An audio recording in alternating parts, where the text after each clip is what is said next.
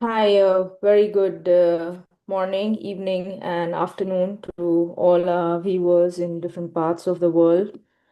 I hope I'm visible and I am audible. Yes, I can see you. Great. A pleasure to have you again on the A pleasure to have you again on the live interaction with global change makers.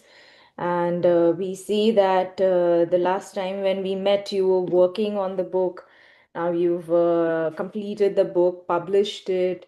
Also, there have been a lot of achievements along the way. So we would like to learn more on the developments on the DiPPa front. And how are things shaping in terms of sustainability, specifically in Europe? Sounds great. Thank you very much, Sasha, for inviting me again, by the way. Indeed, indeed. So, shall I again introduce you, or would you like to share about yourself? As you prefer, really. So Marion has been working in the space of sustainability and ESG since more than a decade. She's based out of Milan, Italy, and she's a founder of DiPPa, an impact entrepreneur, and of course a dynamic woman. And she's author of the book as well. And we would like to learn more on her journey to build up on the concepts about being an author as well, and how has it been in the recent times in Italy primarily. Yes, perfect. And I want simply to add that I have decided to launch my company after, as you said, more than 10 years in a very large organization in the manufacturing industry, which gave me also all this background on this industry perspective and more business cases that enabled me also, thanks to my contact, to write a book with other experts and including you. And I thank you again for that. Thank you. So, what was the personal motivation behind penning an entire book on DiPPa? What was the personal motivation? Yes, so it started actually with this experience in this large organization. So I was very close to products, to the production processes. And so as a professional, I was very, excited about the innovation. So I worked a lot in product management, product innovation. We had large budget, big team, big resources, also in terms of product marketing. And I think 5 years ago, when I really shifted to sustainability, so there was this kind of trendy peak where sustainability became something very interesting, also in terms of communication for companies. So I got the chance to move to the sustainability director role in the same company. And unfortunately, I realized that, I was used to these budget and supports. I realized sustainability, unfortunately, was a little bit of another exercise. So I had to do a lot of compliance, a lot of Excels, a lot of reporting, which of course are needed. But I really missed, and I was very sorry to not have the same investment when it came to sustainability discussion, tools, and other projects. So the core of the book and why I came into digital product passport at that time was that I was trying to pitch that as a sustainability and circularity investment, but it never got the same investments and support from my management because it was seen as this sustainability maybe lacking of return of investment at that time. And I saw that sustainability might needed to be pitched for at least some stakeholders in a different way. So from a business case, that was really why I felt let me focus on this digital product passport, which I think is not only a sustainability tool, it can be a digital innovation tools and has a lot of other competitive advantages. And let me kind of pitch sustainability from that angle, hopefully bringing sustainability project into the innovation bucket. So that was really what triggered my interest. That's very inspiring to see. And now, how did you approach writing about it? And what kind of research or expert inputs were required for the same? Yes, so I mean, I I tried to approach the book as I would have pitched it to my past stakeholders, right? So, what would be the key arguments and interest points that would motivate them to get to learn more about digital product passports, even if they would not be sustainability advocates. Like if I'm someone in operation or in product management, why would I get interested into this topic? Or even as an individual, if I'm just a mom of kids and I don't have any interest in manufacturing, why would I be interested to learn a bit more about that? So my point was to take not only my opinion, but really to come in with different experts. And when I say experts, they are not expert on the digital product passport only. There are some expert in the DPP environment, but there are a lot of people who discovered the DPP through my discussion. So I did approximately 1 year of interviews. So it was a written form, but it could also be some exchanges depending on the knowledge of the participants. And then the idea was to have a good balance between different types of industries. It really ranged from the medical industry, electronics, automotive, people in the consulting space, people in the regulatory space. There are a lot of experts also in EU projects like CIRPAS that are really familiar, because it was also important for me to have experts that really have the technical and the legal background that I might not be able to answer or at least to validate in details. So it was really to have, as said, a kind of every argument in the book should be backed by someone who knows the topic. And the idea to have everyone from his individual experience or his professional experience simply reflecting of, okay, in my life, in my family, in my household, or in my company, like in my job as a designer, uh, um, production technician, as a marketer, what would be the interests for my own sake, for my own life, to learn or to use the digital product passport. So that's how I approach the topic, to have a kind of collective effort.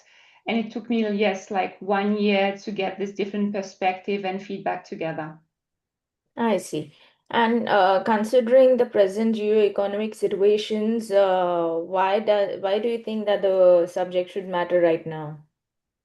I think this is depending on who you are, right? And what is the point of interest that touches your own situation. So, for instance, I think the obvious thing is the waste. I think a lot of people are recognizing that we have a waste issue depending on where you are in the world. I had some interviews with people living in countries where trash is really a problem structurally. So in their rivers, in their environments, they really face waste. So really the idea that after we use a product, they go somewhere and we all know this is a problem. And then because I come from manufacturing, the production systems, the production patterns that we have are also really a focus point on why we have some issues today. You know, the fact that we have mass produced everything, that some products are made to break. We call it planned obsolescence. So this was something that was a normal thing to do in the past. You know, that production teams were planning in advance that, for instance, a light bulb, this started with the light bulb story, had to break at some point because customer would buy a new light bulb. And there are a lot of patterns like that where we know that a product could last way longer, but it's made to break at some point. So the customer has to buy a second product. So there are a lot of production patterns and buying patterns on the consumption side that I think people realize that they buy a lot online, so they don't feel connected. You know, it's easy now with Amazon and other platforms to just click on the button and don't realize you buy things you don't need. So I think this is why today this topic of learning more about the products, even if you don't work in the production environment, matters, because either you see a lot of waste and you realize this is not normal and this is not healthy for you, for your kids, for your family. Or you also realize that your house is full of stuff that you don't really need and you have bought it like in a moment of impulse online. So I think it speaks to everyone today. Yeah. So my next question to you is for someone who is unaware about the digital product passport. How would you define it? In a very simple way is very similar to your own passport for a human passport. It's supposed to be a digital record, so a digital version containing the information about the product. So primarily a transparency tool that different stakeholders, including the consumer, including all of us, could simply open, scan, to see and to learn a bit more about what is it actually that I'm buying. And the information inside this passport can be very wide. That means it can range from what is the material. Like today, if you buy something to eat, you find it normal to have the list of ingredients because you want to ensure that it's maybe healthy, it has not anything that harms you. So some people are very cautious if they have an allergy. For instance, you don't want peanuts as an example. It's normal to know what you have inside of something you buy to eat. I think you can require or imagine in the future that if you buy a clothes or if you buy a car or if you buy, you maybe want to know in this paint if you are renovating your house, what type of chemicals are inside, what type of materials are used. And this can be depending on your own information wishes, right? So the idea of the passport is that certain types of data will become mandatory. So this is why also you have some interests in that topic because some of the companies are already preparing for that. Now the DPP will depend on the type of product because you don't need the same information depending on what you buy for a car, for a battery in your car, for a t-shirt, or for, I don't know, a desk. You don't need the same information for you as a consumer, but also for any other stakeholders Yeah. getting in touch with that product. Yeah. So that would be the simplest way to think about it. Simply something very similar to the human passport that you can reuse and check during the life of a product. Yeah, that's a very interesting take. Now, your book also, when you've written, you've not written it from the regulatory perspective, but more on the exploratory and explanation, detailed oriented. And thereon, you've also made a framework of DiPPa. Would you like to share more on these aspects? Yeah, I think that's the point, right? Is that first, I think there are a lot of companies and consultants working on explaining and supporting the legal side of it. So saying, okay, for your product, because depending on your product type, there will be delegated acts telling you exactly, okay, now from tomorrow for a t-shirt or for a pant, you need to have this data in your digital product passport, but this will be very specific to the product that you are developing. The book is not at all really focusing on what will be obligatory and legally pushed in the future. The idea of the book is to be able to explain to anyone around you what is the digital product passport and what could be inside that would matter to you. That means it's really taking an approach of how can the digital product passport be exciting beyond anything that is mandatory? So why would I even do a digital product passport, even if legally I don't have to do because my product is not in the regulation? What is inside for me that makes sense for my customers or for myself as a consumer? So the DiPPa framework is actually simply a way to help us to decide what could be ideally inside of a digital product passport. And the DiPPa framework comes actually from So DiPPa is, of course, for, as you know, for digital product passport, it comes from that. But the beauty of the word DiPPa is that as a memo, it's three phases that are actually three translation of the word DiPPa. So maybe, I don't know if you can confirm, but in Sanskrit, Yeah. DiPPa means light. So the idea is that the first phase of the DiPPa framework is the illumination, the starting to think about what is it that I care about? Me as a person, when I buy a toy for my kid, what do I want to see if I open a digital product passport? Maybe I really don't care about the CO2, but I really care about the safety. Do I see some tests about the different chemicals? Is it safe for my kid to play with a toy? Do I care about other contents in this digital product passport? So the idea of the illumination is to bring the light to what you care about. That means simply when you buy something to ask yourself the question, like when I buy, for instance, as we said, the example of the food, I'm thinking, okay, does it has a lot of sugar? Because I don't want to eat something with too much sugar or too much salt. The same thing when you buy something in the future, you can ask yourself, what do I care about when I buy this product? So it's really the illumination, asking yourself um, why it matters. What do I want to see there? Then the second translation of DiPPa is the measurement.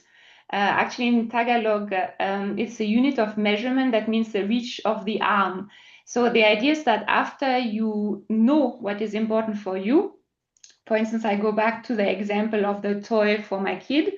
I know that I want this to be tested, so I want to see some test of durability and quality, that the toy doesn't break in pieces because my kid can swallow it. And I want also the chemicals to be very safe for him. So once I go into the measurement, what are the data that I need to find? And this is not an easy translation because you don't know all the names of the chemicals that are harmful. You don't know, if you get a big table in the digital product passport that give you simply a list of a lot of products, you cannot know if this is dangerous or not dangerous for your kid. So the measurement is a really important piece to manage to translate your illumination point. That means what is mattering to you, and then what type of data you want to check. And this is really what the book is about, to tell you, okay, if you care about these points, then these are the type of category of measures that could be in the DPP. And then once you have the measurement, the third phase of the DiPPa framework is a translation from Scandinavian slang. So it's also the same word DiPPa, that means to dip, to test. And the idea to test and to try things is, what do you do once you have the information? So it's simply about illumination, recognizing what matters to you, measuring, that means finding the right information in the digital product passport to make your choice. And then the last point about adaptation is to choose. If you are using the DPP as a consumer, the adaptation phase will be quite simple, because you can decide to buy the product or to look for another alternative, or to not buy anything and do something else. But the adaptation phase is very interesting when you think about the product life cycle and the business angle.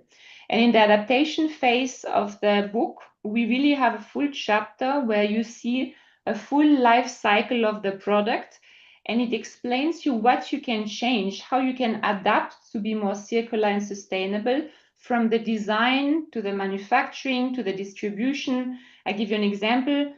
Designing in the future with eco-design requirement will be totally different, because you will start from the beginning to think, okay, I need to have the right materials.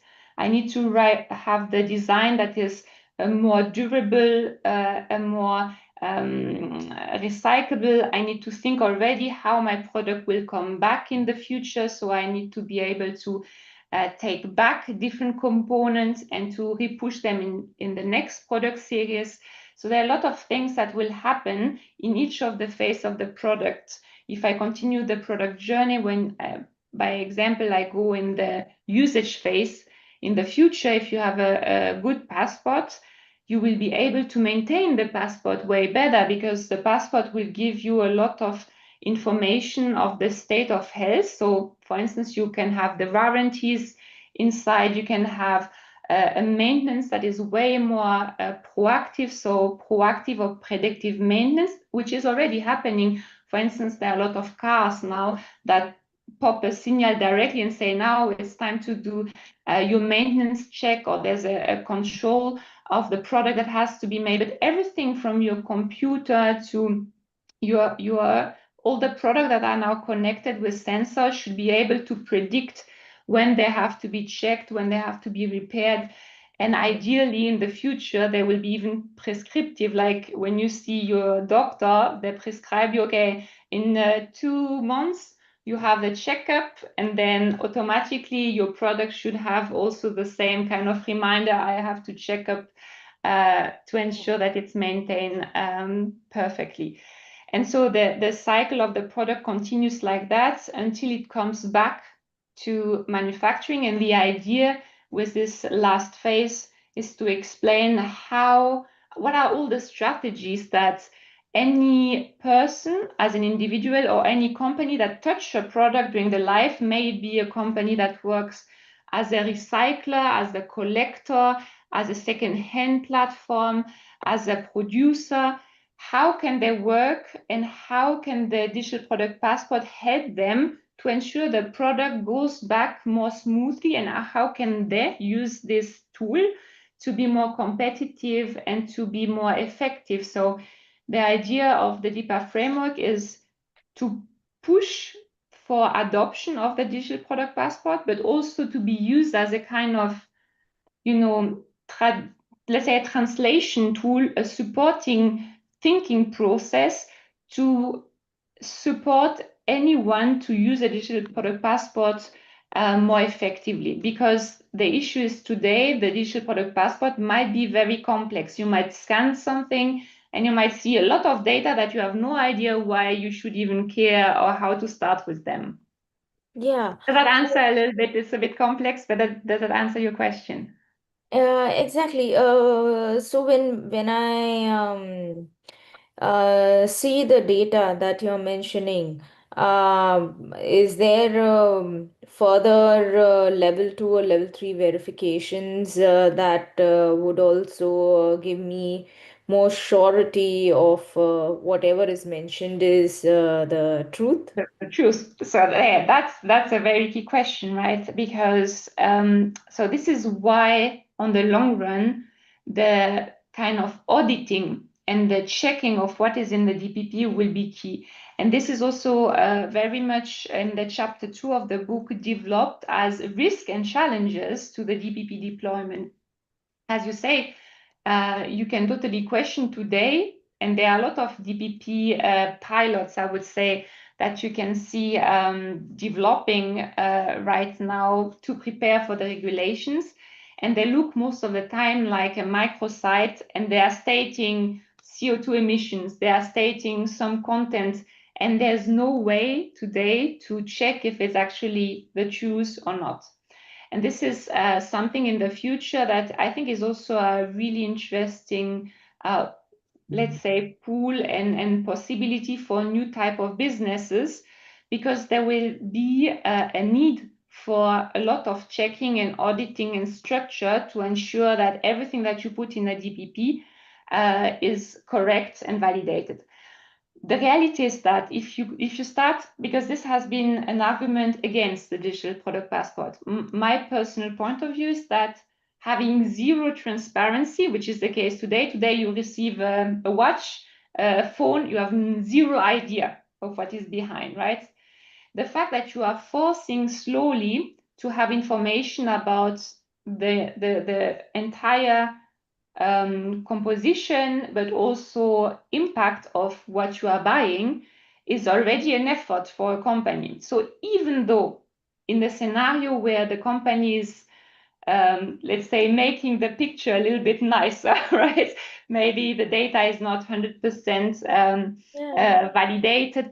The reality is that already trying to make an assessment of where you are as a company is a difficult thing, because you have a lot of suppliers, you're trying to take information, you take information from your supplier. If he is not giving you 100% accurate information, it's, it will just be a snowball effect.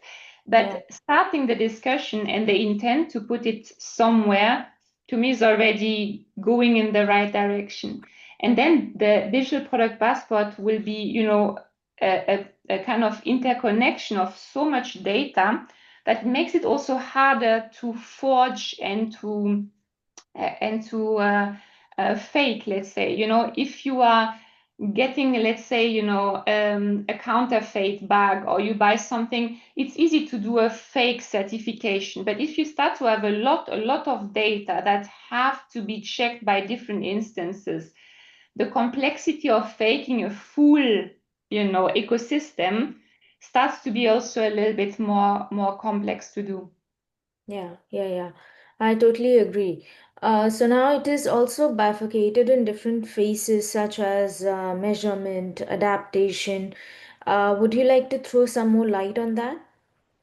Yes, you mean the three phases of the Yeah. DiPPa framework, correct? A little bit, how would you approach that? I think that depending on who you are and why you are getting interested in the digital product passport, I think that let's take maybe for your audience more the company, because the book is as much for individuals that are interested in sustainability and Yeah. circularity and think, oh, I would like to know a bit what is a digital product passport, how can I use it in my life? But it can be also for someone working in product management, for instance, and think, I heard about this. I want to know a bit more. I think the illumination piece is to going back to knowing your customers. Hmm. That means what is really important when you buy. Uh, my example was a toy for a kid, but it could be anything, right? If I buy a car, am I buying a car because I want to ensure that it's a very safe car? Am I buying the car because I want to ensure that it's something that doesn't consume too much because I'm on a strict budget.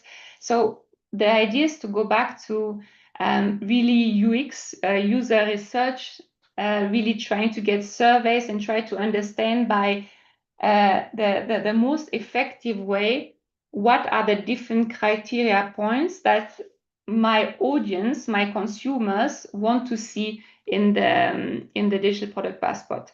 And then how should my measurements be presented? One thing that I like to give as an example that I think is a really great success on sustainability regulation is the energy labeling, the ABCD scale when you buy your appliances, your fridge.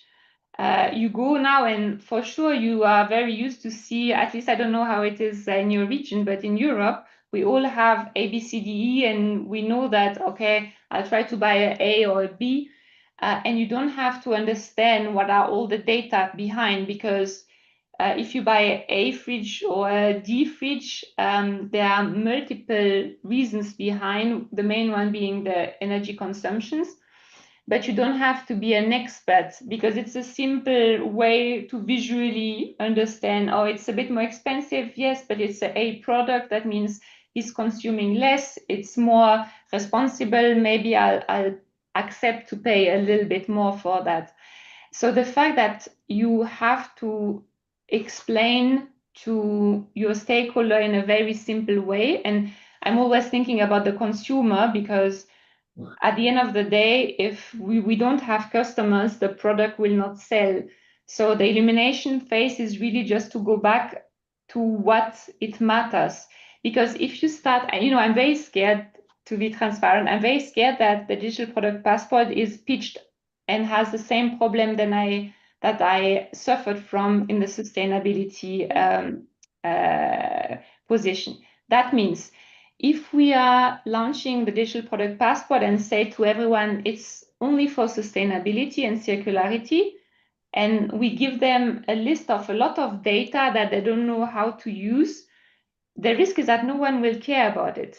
That of course it will be very useful for professionals, because when you are a recycler, when you are a collector, And when you have information, for instance, on the tire of the material of a product, it will be simpler for you as a professional in your company to take the DPP and to continue the chain and to make it more efficient.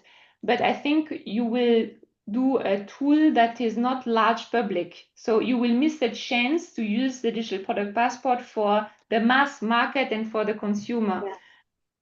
So this is where illumination for me is the most important, because there's what if I would ask you, Harsha, what would you like to see in the DPP and how would you like this to be presented? Would you like to see a few categories with like just red light, green light, red light?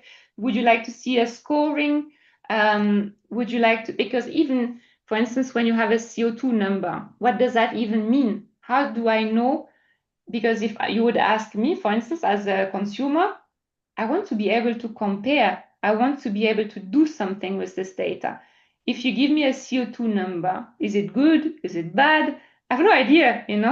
Yeah. So this is the entire idea of trying to think about the usage of the tool of the digital product passport and getting enough of interest of people like yourself or people that want to talk about it to ask, because we have the chance to influence that. That means the regulation will come, yes, but we have still chance to say we would like to see in a digital product passport this type of data, and we would like them to be expressed in this format, because nothing stops a company to do more than what is legally required. If I would have now a large company, I would ask my customer very, very urgently what they want to see, and I would prepare myself to be like really number one in my positioning, so I know that my product is quite good.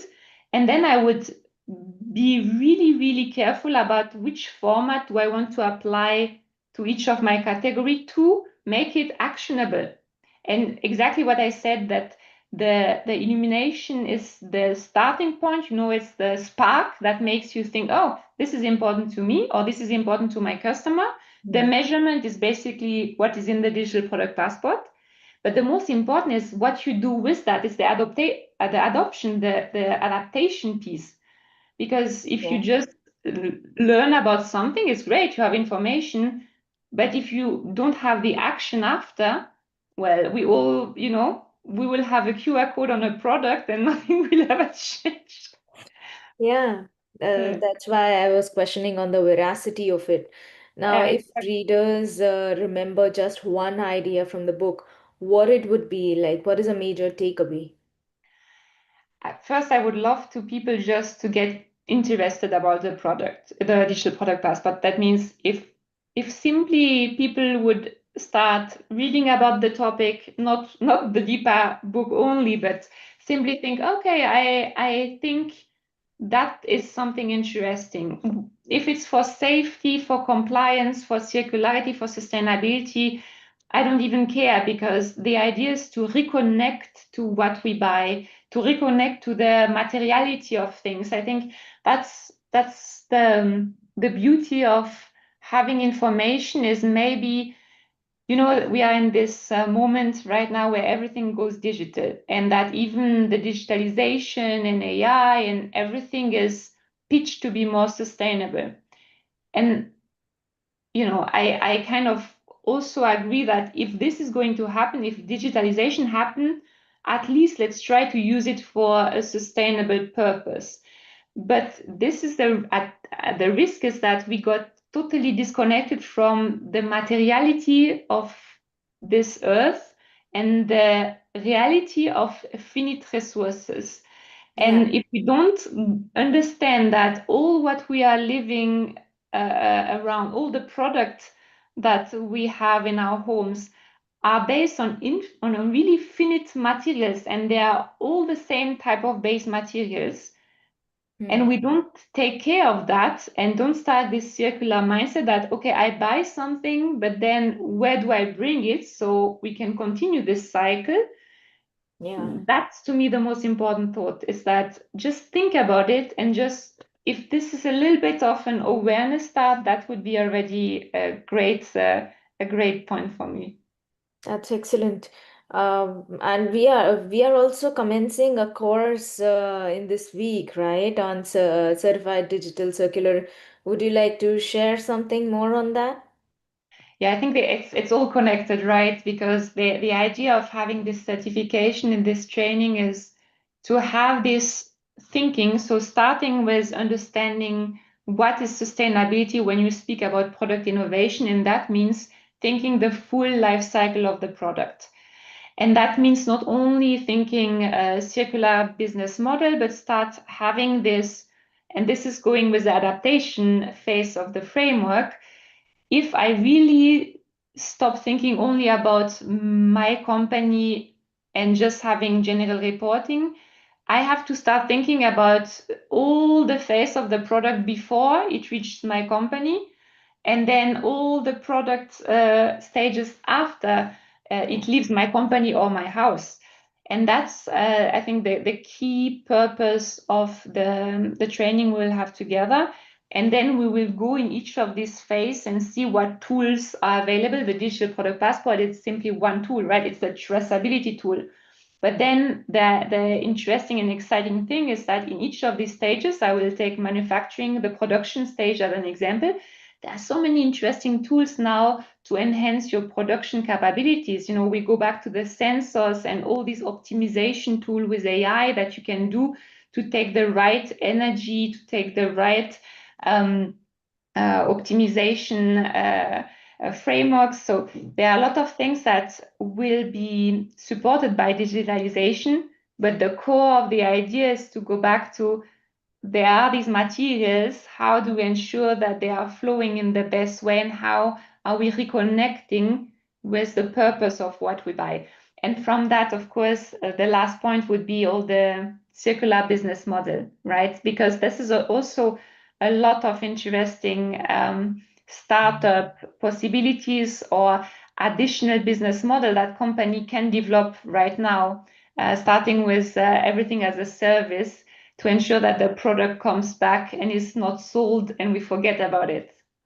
Yeah. Totally, totally.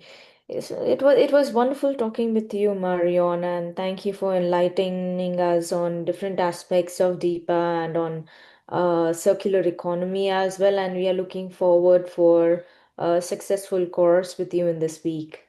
Thank you so much, Harsha. Thank you. And one last question. If people want Yes, to buy your book, could you share the link? yes, of course. I think, do you want me to share it right now directly?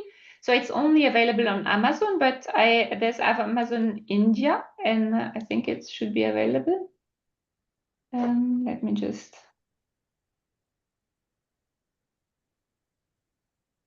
A second.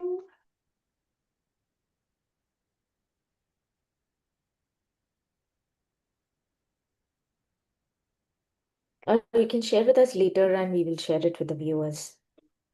I have it now. Like if you want just to test in the chat, you should access. Perfect. That looks good. I will also share the And then I screen. have also maybe, if you're in the US right now, I think Amazon.com is also the major. Let me just look. So if you all want to buy the book on Amazon, here is the link for that. And I'm sharing my screen as well. So I hope you all will be able to see. And all the best. And thank you. Thank you so very much, Marion. Looking forward to progressing on the journey of sustainable development with you. Thank you.